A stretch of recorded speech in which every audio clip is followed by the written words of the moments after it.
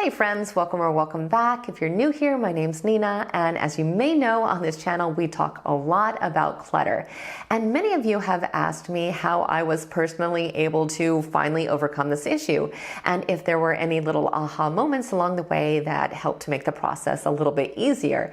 And yes, absolutely there were. So today I want to talk about a realization that I had that completely changed my outlook on keeping things that I didn't need, and in a lot of cases didn't even like, because I was notorious for doing that.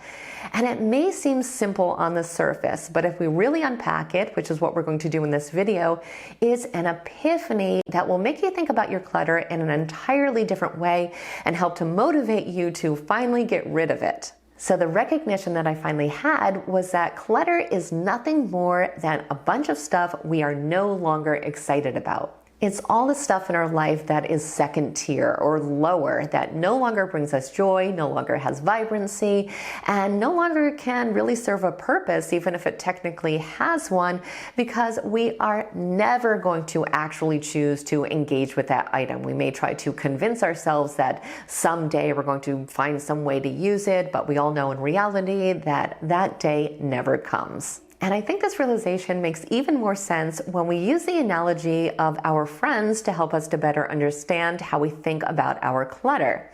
So we all have friends that we look forward to seeing because they genuinely add to our life.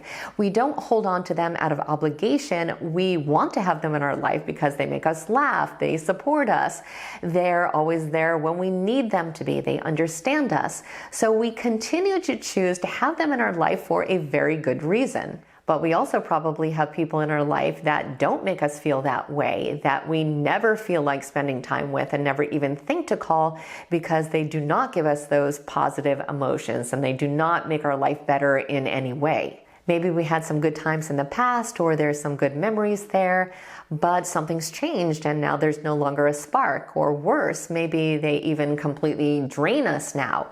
So if we had 2 tickets to a concert, let's say, it's a no-brainer that of course we're going to choose to invite one of our friends that we really do enjoy being with, because we know they're going to add to the experience. And just like it's not a great idea to hold on to unhealthy or uninspiring friendships out of obligation, holding on to clutter can affect us just as much and make our life a lot less joyful and functional. Because when we do this, we are making the decision to just kind of stuff our life with a bunch of things that do not actually make us happy. We are never going to want to call that friend that makes us feel depressed or angry all the time, in the same way that we are never going to choose to wear that ugly sweater that is completely out of style that we bought 10 years ago because it was on sale and it still has its tags on it. Yet this is something that I just could not bring myself to understand. So I would mentally try to convince myself that I was going to put all of these types of items to good use someday, and I would let my guilt and negative emotions convince me to hang on to things that should have gone to Goodwill years ago. So because of this, every single day I would open up my closet to this graveyard of clothes that I hadn't worn in years, and of course would never in reality ever put on ever again. I just couldn't bring myself to accept it. So I would just have to dig through all of this endless garbage until I got to the few things that I actually liked and enjoyed wearing. It was just this completely exhausting process that I did not need to be putting myself through day after day. And this mentality did not end with just the clothes. My entire house was filled with knickknacks and decor that no longer inspired me in any way. I mean, there were some things that I did like, but because I had to just kind of mentally tune out all the stuff that I didn't like, I wasn't really appreciating or acknowledging any of the good stuff. And I think this is something that a lot of us struggle with, clinging on to things that no longer spark joy and holding on to things from the past that actually weigh us down. And I'm not talking about sentimental items here. I actually have several videos on that topic. If this is something that you need further support in, I will go ahead and link them down in the description box below. But the realization that I had this time had a lot more to do with the things that no longer excite us. It's really just about making the conscious choice to only surround ourselves with things that we absolutely love. And I know, of course, we all have practice practical things that we need in our life, but we can still use this as a general guideline. And I have found that when we do this, we can transform our living space into a sanctuary that reflects our true self and completely supports our well-being. And at the risk of sounding melodramatic, we can think of our life like a beautiful canvas. Every item we own, every experience we have adds another brushstroke to the picture.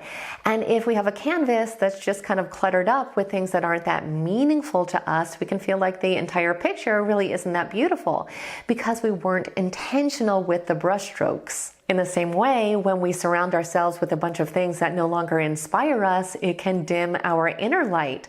Decluttering is not just about trying to create more space, it's also about making sure that our canvas reflects the things that are joyful and meaningful to the person that we are right now. And honestly, once I made this realization, it made getting rid of all of this clutter so much easier because I was able to see it for what it was, junk that was completely bringing me down and keeping me from living my best life. And I think that when we think of it in this way, it becomes a lot easier for us to identify the things that do make us happy and that do excite us and inspire us. And we are better able to start to surround ourselves with only those things. So as always, I truly hope that you found today's video to be helpful and relatable. If you did, please like it, share it, and definitely become a subscriber if you aren't one already. I would absolutely love it if you stayed connected. I want to thank you so much for watching, and I will see you very soon.